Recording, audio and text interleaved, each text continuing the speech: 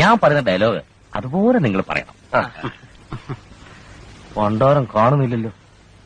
പണ്ടാരം കാണുന്നില്ലല്ലോ. അതല്ല പറഞ്ഞത്. അതല്ല പറഞ്ഞത്. നിങ്ങളോട് ഞാൻ പറയുമ്പോൾ പറഞ്ഞാൽ മതി. നിങ്ങളോട് ഞാൻ പറയുമ്പോൾ പറഞ്ഞാൽ മതി. Stop it. Stop it.